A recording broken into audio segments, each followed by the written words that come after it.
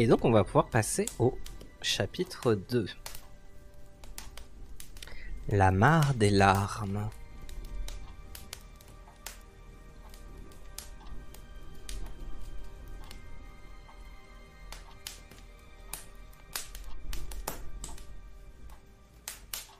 De plus en plus pire, s'écria Alice.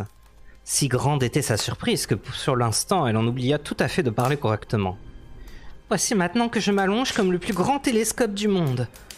Au revoir mes pieds. Car lorsqu'elle regardait ses pieds, ceux-ci lui semblaient être presque hors de vue tant ils devenaient lointains. Oh mes pauvres petits pieds, je me demande qui à présent vous mettra vos bas et vos souliers mes chéris. Pour ma part, je suis sûre d'en être pas capable. Je serai certes bien trop loin pour pouvoir m'occuper de vous. Vous n'aurez qu'à vous débrouiller tout seul. Mais il faut que je sois gentil avec eux, se dit Alice, sinon ils pourraient refuser de me conduire là où je voudrais aller. Voyons un peu, je leur ferai un cadeau d'une paire de souliers neufs à chaque Noël. Et elle continua d'imaginer comment elle arrangerait cela. Il faudra que je les confie à un commissionnaire, pensa-t-elle. Et comme cela paraîtra cocasse d'envoyer des cadeaux à ses propres pieds. Et comme l'adresse aura l'air bizarre, Monsieur le pied droit d'Alice, devant le foyer, près le garde-feu, avec l'affection d'Alice. Oh mes aïeux, quelle sottise je suis en train de dire là. À cet instant précis, sa tête heurta le plafond de la salle. En fait, elle mesurait maintenant plus de 2,75 m.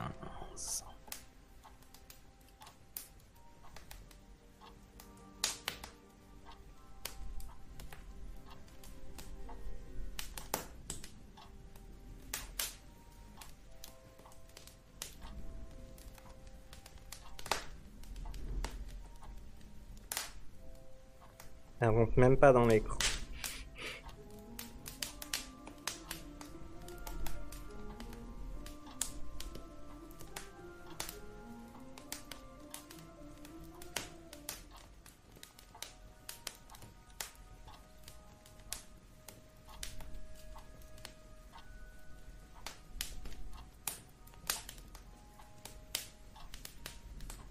Elle s'empara aussitôt de la petite clé d'or et revint en toute hâte à la porte du jardin.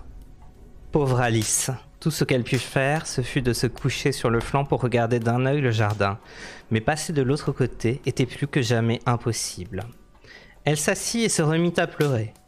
« Tu devrais avoir honte, se dit Alice, une grande fille. » C'était le cas de le dire. « Comme toi, pleurer comme tu le fais.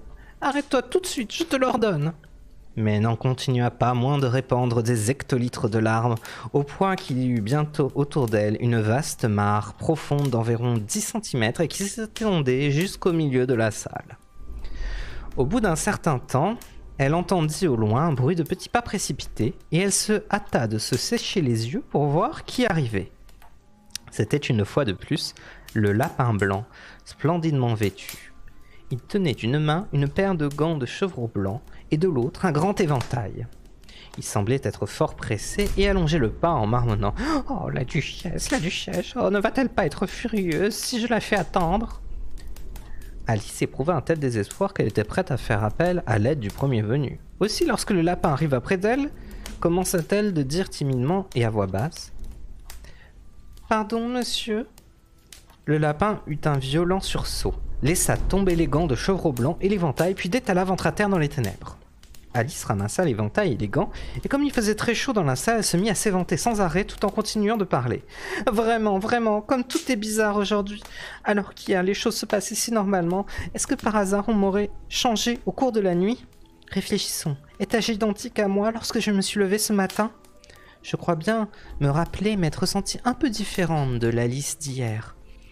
Mais si je ne suis pas la même, il faut se demander alors qui je peux bien être. Ah, c'est là le grand problème. » Et elle se mit à penser à toutes les petites filles de son âge qu'elle connaissait afin de savoir si elle ne serait pas devenue l'une d'elles. « Je suis sûre de ne pas être Ada, se dit-elle, car elle a de longs cheveux bouclés, alors que les miens ne bouclent pas du tout. Je suis sûre également de ne pas être Mabel, car je sais toutes sortes de choses et elle, oh, elle en sait si peu. En outre, elle est elle et je suis moi. Oh là là, que c'est donc compliqué. Je vais essayer de passer en revue toutes les choses que je savais. Voyons, 4 x 5 font 12, 4 x 6 font 13, et 4 x 7 font... Oh, mes aïeux astreints, là, je n'irai jamais jusqu'à 20. Après tout, la table de multiplication, cela n'importe guère. Voyons la géographie. Londres est la capitale de Paris, et Paris est la capitale de Rome, et Rome... Non, tout cela est faux, j'en suis certaine. On a dû me changer en ma belle. Je vais essayer de réciter voyez comme. S'étant croisé les mains sur les genoux comme pour réciter une leçon, elle se mit à dire le poème, mais sa voix avait un son rauque et étrange, et les mots prononcés n'étaient pas ceux qu'elle attendait. Voyez comme le crocodile sait faire rutiler sa queue en répandant l'onde du Nil sur ses jolies écailles bleues. Comme il écarte bien ses griffes, comme gaiement il semble boire, lorsqu'il ouvre au poisson rétif ses ensorcelantes mâchoires. Je gagerais que ce n'est pas cela, se dit la pauvre Alice, et ses yeux s'emplirent à nouveau de larmes tandis qu'elle poursuivait. Il faut croire en fin de compte que je suis bel et bien ma belle. Je vais donc devoir aller vivre dans cette maisonnette exiguë où je n'aurai presque plus de jouets et où par contre j'aurai tant de leçons à apprendre. Non, ma résolution est prise. Si je suis ma belle, je ne bouge plus d'ici. On pourra toujours pencher la tête vers moi et dire « Remonte, ma chérie ». Je me contenterai de lever les yeux et de répondre « Alors, qui suis-je? Dites-le moi d'abord, et ensuite, s'il vous plaît, d'être la personne que vous aurez dite, je remonterai. Sinon, je resterai ici jusqu'à ce que je sois quelqu'un d'autre. » Mais oh là là, s'écria Alice en fondant en larmes. Comme je voudrais que l'on se penche la tête vers moi, j'en ai tellement assez de demeurer seule ici. En disant cela, elle abaissa son regard vers ses mains et fut surprise de voir que tout en parlant, elle avait enfilé l'un des gants en chevreau blanc du lapin. Comment ai-je bien pu y réussir? Se demanda-t-elle. Je dois être de nouveau en train de rapetisser. Elle se leva et alla vers la table pour s'y mesurer. Elle constata, selon l'approximation, la plus probable, elle avait maintenant environ 60 cm de haut et elle continuait de raccourcir rapidement. Elle comprit bientôt que la cause de ce phénomène n'était autre que l'éventail qu'elle tenait en main. Aussi le lâcha-t-elle bien vite, juste à temps pour éviter de disparaître complètement. « Je l'ai échappé belle », se dit Alice, passablement effrayée de sa brusque transformation. Mais toute heureuse d'exister encore. Maintenant, au jardin. Et elle se précipita de rechef vers la petite porte. Hélas, la petite porte avait été refermée et la petite clé d'or était posée sur la table comme auparavant. Tout va de mal en pis, pensa la pauvre Alice, car jamais encore je n'avais été si petite, jamais. C'est trop de malchance, vraiment. Comme elle disait ces mots, son pied glissa et à l'instant suivant, plouf, elle se trouvait plongée jusqu'au menton dans l'eau salée. Sa première idée fut qu'elle était, par suite de circonstances inexplicables, tombée dans la mer. Dans ce cas, se dit-elle, je pourrais prendre le train pour faire le voyage de retour. Alice était allée au bord de la mer une fois dans sa vie. Et, par une généralisation hâtive, elle en avait conclu que partout où l'on va sur les côtes anglaises, on trouve un grand nombre de cabines de bain trempant dans l'eau. Des enfants en train de creuser des trous dans le sable à l'aide de pelles en bois, puis une rangée de pensions de famille et derrière ces pensions de famille, une gare de chemin de fer. Cependant, elle ne tarda pas à comprendre qu'elle se trouvait dans la mare formée par les larmes qu'elle avait versées lorsqu'elle avait 2,75 m de haut. « Je regrette d'avoir tant pleuré, se disait Alice, en nageant et en s'efforçant de gagner la rive. Je vais en être bien punie maintenant. Je suppose s'il me faut me noyer dans mes propres larmes. Ce sera là un bizarre accident à coup sûr. Mais tout est bizarre aujourd'hui. » À cet instant précis, elle entendit patauger non loin d'elle dans la mare.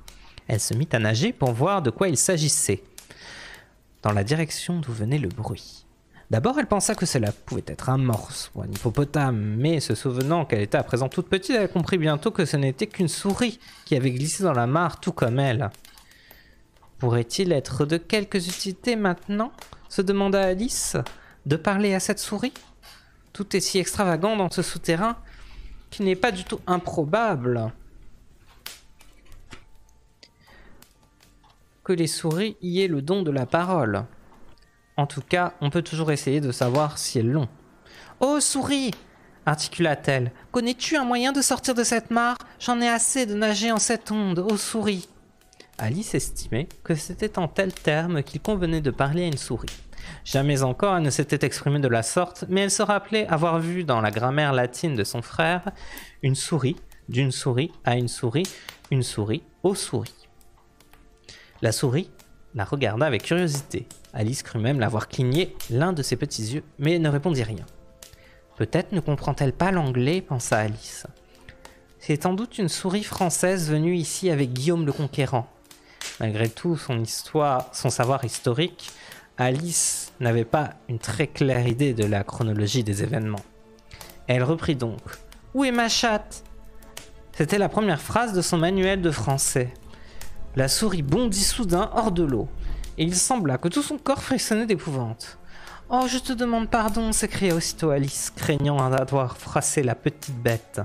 « J'oubliais que tu n'aimes pas les chats. »« Que je n'aime pas les chats ?» s'exclama d'une voix aiguë et vibrante la souris. « Et vous les aimeriez, les chats, si vous étiez à ma place ?»« Peut-être bien que non, » répondit Alice conciliante. « Ne va pas te chasser pour cela.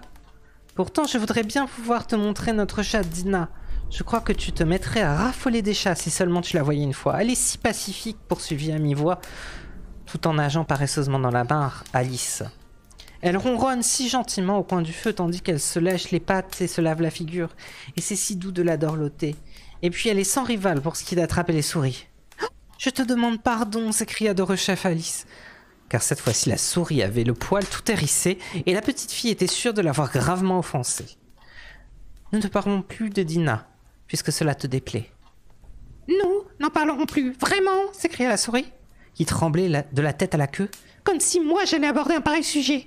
Dans notre famille, on a de tout temps exécré les chats. Ce sont des êtres vils, répugnants, vulgaires. Ne prononcez plus jamais devant moi le mot chat !»« Plus jamais, promit Alice, qui avait hâte de changer de sujet de conversation. « Aimes-tu les chiens ?» La souris ne répondit pas et Alice poursuivit avec chaleur. « Il y a près de chez nous un petit chien que j'aimerais pouvoir te montrer tant il est charmant. Un petit fox terrier à l'œil vif, vois-tu. Avec, oh, de si longs poils bouclés. Il rapporte tous les objets qu'on lui jette. Il fait le beau pour demander son déjeuner et il exécute tant et tant de tours que je ne puis me rappeler la moitié d'entre eux. Il appartient, vois-tu, à un fermier, et ce fermier dit qu'il lui est tellement utile qu'il vaut bien 1000 francs. Il dit qu'il tue tous les rats et... « Oh là là !» s'écria d'une voix chagrinée Alice.